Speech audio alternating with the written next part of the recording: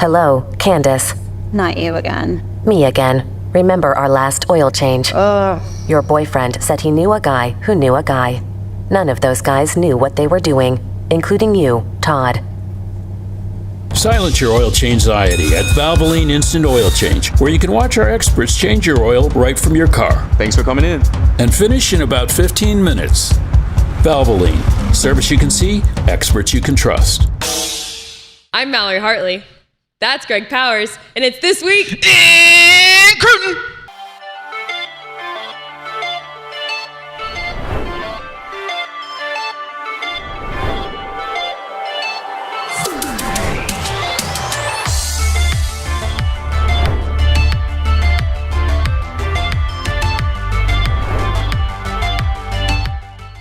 It's This Week in Recruiting, presented by our good friends at Chicken Express. And Powers, on our way down to Houston last week, for the second time in a row last week, we got to stop at a brand new Chicken Express location on the way down there for a pregame meal.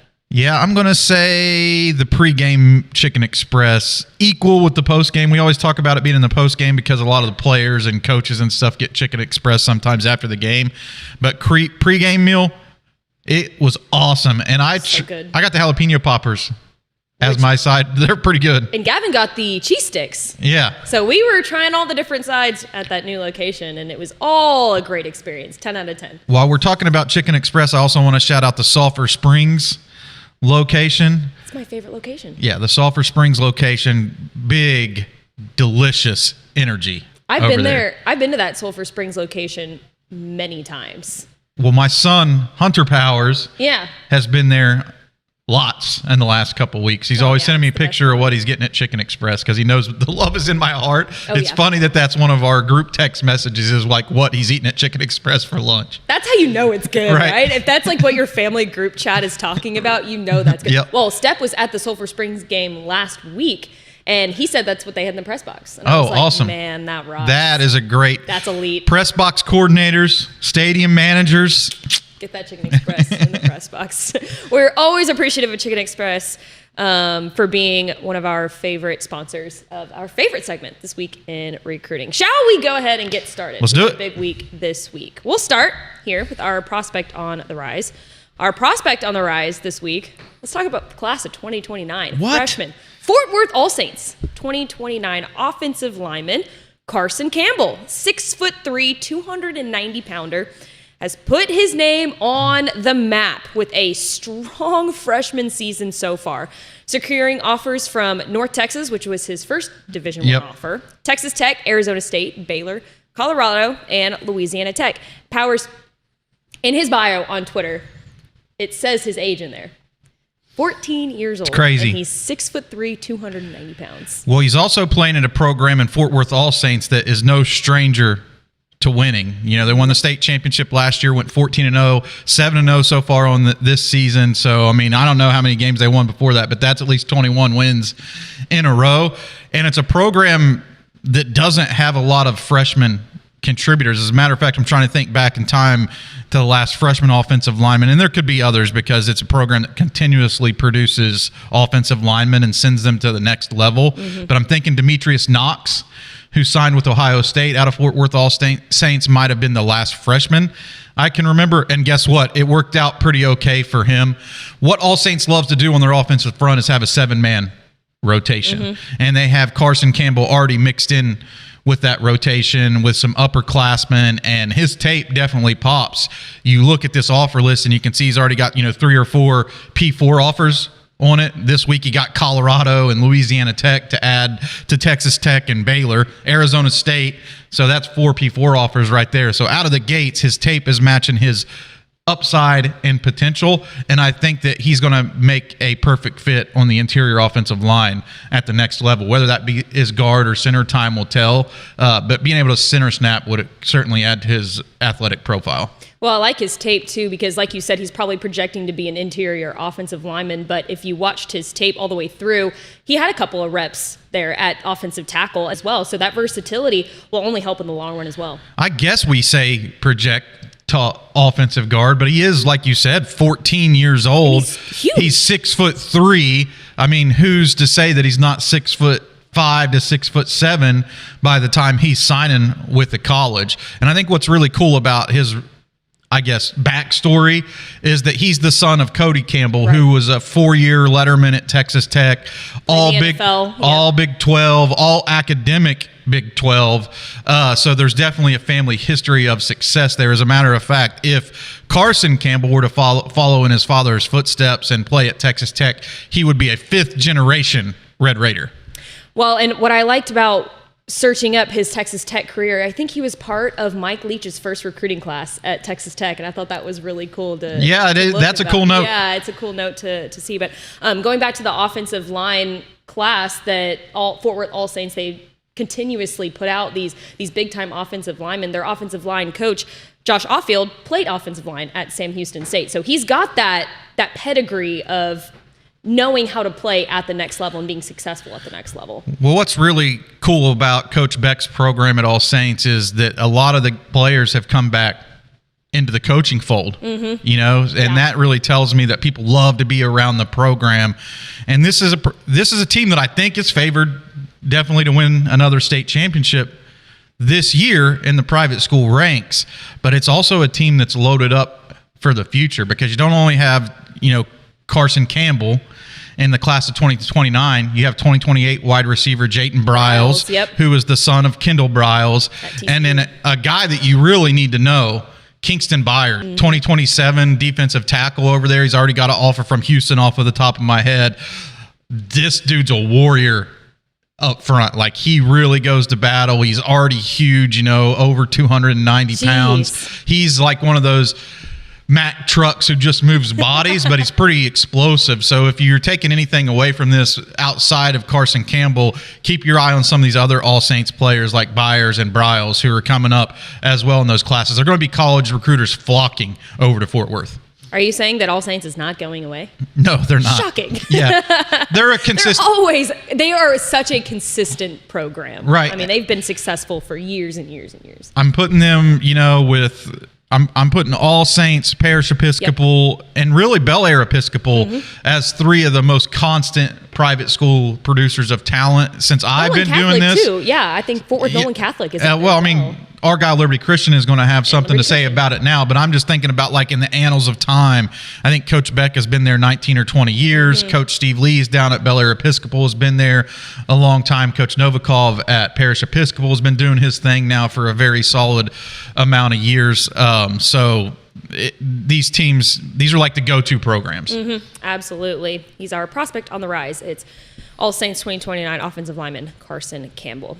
Let's move on to our commit of the week. Our commit of the week, let's go out to Beast, Texas, and talk about Kilgore, 2026 defensive lineman Cameron Christian, another double C name. There you go. On This Week in Recruiting. The 6', 275-pounder committed to Texas State over offers from Arizona, Arizona State, Houston, Kansas State, North Texas, and more. He was actually one of the top uncommitted prospects in the class of 2026, the 19th commit for the Bobcats in the 2026 class. And that's already adding to a loaded Texas State 2026 class. He's going to be joining his current teammate, I should say, LaKeeleon Graves. Yeah, huge get for Texas State. And I'm going to have to redo my uncommitted list, I think, in large part because of what Texas State has been doing in recruiting. They've been getting one guy here and one guy there off of that list for the last few weeks. But specifically talking about Cameron Christian, this is a guy I love because he's ultra productive on the defensive front. And he's a guy who has experience playing on the edge, but has the size of an interior offensive lineman, but he's got a very quick get off. His stats tell the tale here. He had over 100 tackles. I think he had like 11. Let me double verify his sacks here really quick for 7 sacks and 11 TFLs last year. Productive. To earn Super THSCA Elite honors, which I value that award because it tells me not only was he productive, but he had the support of Texas high school football coaches. Right. Because to get on that list, you have to have certain criteria that you have to pass. And there aren't too many underclassmen that typically make it because a lot of the seniors are going to suck up a lot of those votes, right? And they think, maybe Cameron Christian can win it next year. But he was so dominant during his junior season that they went ahead and gave him that award. And then this year, I think Kilgore Kilgore could be even better. Well, yeah, if you refer back to last season, Kilgore played in the 4A Division I state championship. They came up just short of that against Salina, but I think that you're right. I think that they're even more loaded than they were last season. I mean, if you take a look at especially that secondary, that defense, I think is the real difference maker this year. You lose Jaden Sanders to Michigan, but you replace him with Lakeelion Graves, who plays both ways there, Jacqueline Sheffield, and then did you know that Jaden Sanders has a little brother who also plays in the secondary? So you've got all these different pieces, and of course, with Cameron Christian being in the trenches up there in the defensive front, it could be back. Well, I definitely think that they're going to have a chance to be back to the state championship.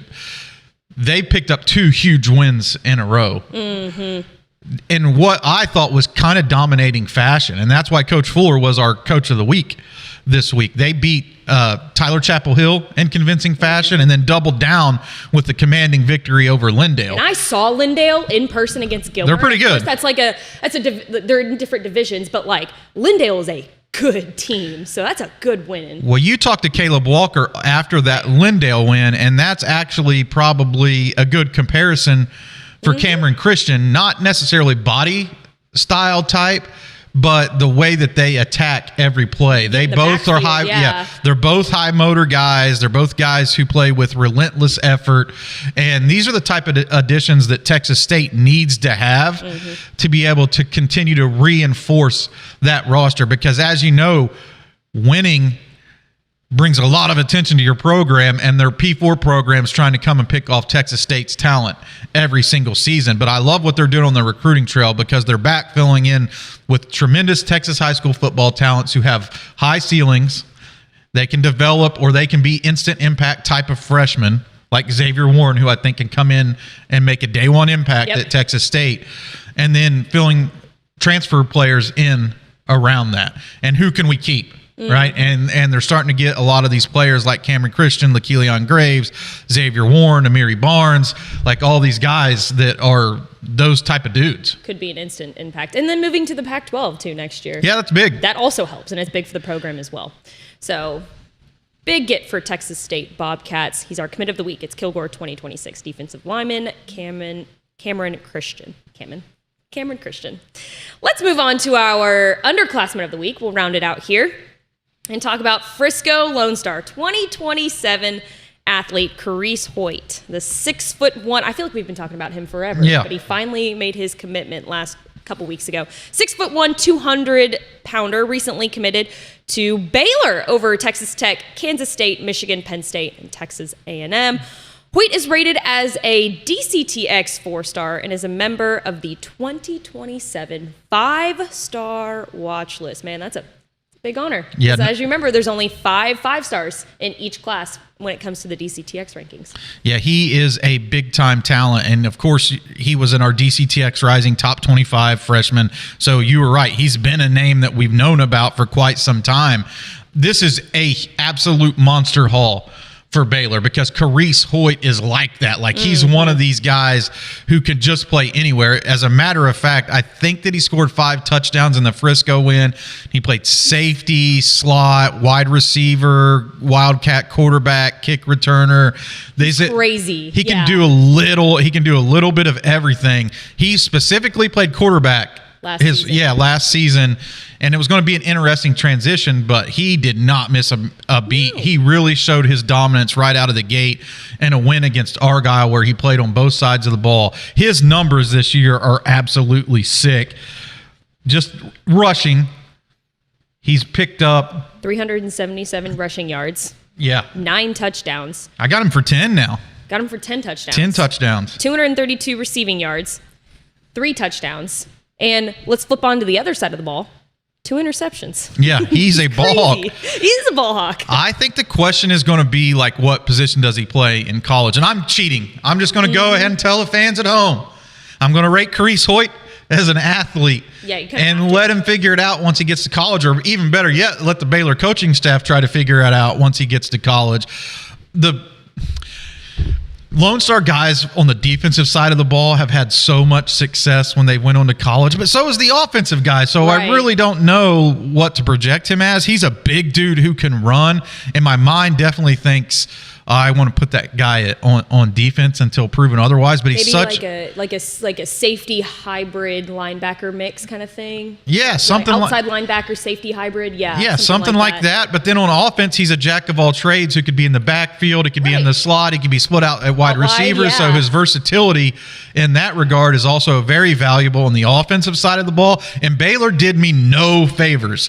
They did me no favors because they assigned 2 recruiting coaches to him, one on the offensive side of the ball and one on the defensive side of the ball. So there's like no cheat notes to go to or anything like that. But I would say that this is a huge get for them out of the gates in the class of 2027 with a player who was highly coveted by schools across the country, right? His offer list was very impressive all the way up into the Big Ten with Michigan, who recently won a national championship.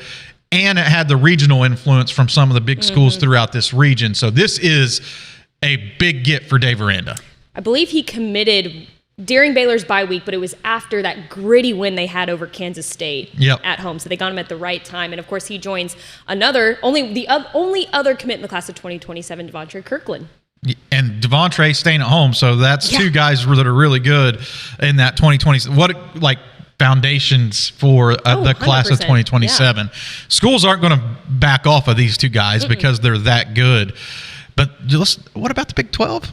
Let's talk. The Big 12 is wild this year. Like, it's wide open. With Tech losing to Arizona State this week, and the way things are shaking out on a week-to-week basis. Utah beats Arizona State. I mean, Kansas State has, it's just TCU beating Baylor in big fashion last week. But losing to Kansas State the week before. To Kansas State, exactly. Like the wheels are off in the Big 12 right now. It's kind of hard to see how it's all going to shake out or pan out. But definitely that Arizona State win blew the doors wide open because now there's less separation. Anything actually can happen week to week based on who wins. Right. Absolutely. He is our underclassman of the week. It's Frisco Lone Star 2027 athlete Karece Hoyt as he commits to the Baylor Bears. All right, Powers, I think that's going to do it for us. Would you like to let everybody know where we're going to be on Thursday for the DCTX Rising Game of the Week? Yeah, we're going to be back in Houston, rolling big techs down to the H for Kingwood versus CE King in a game that I'm pretty excited about. On the CE King sidelines, I'm really interested to see 2028 athlete Dylan Mitchell, who I think could be the fastest player I've seen with my own 2 eyes since Jakeem Grant. And that's dating myself a little bit. Jakeem Grant was so much fun to watch out of Mesquite Horn, but Dylan Mitchell kind of brings that same type of swagger. And then on the other sideline for Kingwood, I'm interested to see Kyle Webby and how he can combat the CE King defense. There's going to be a lot of good players in this game and plenty of reasons for you to tune in as these teams are jockeying for position in 23-6A. It's a fun district to watch too, man. There's a lot of good prospects all across that district. It'll be a fun one. Of course, you can watch that on TexanLive.com or for free on our YouTube channel. So make sure to tune in on Thursday night at 7 p.m. Well, I think that's going to do it for us. For Sam Moore, our producer, I'm Mallory Hartley. That's Greg Powers. We'll see you next Tuesday at noon.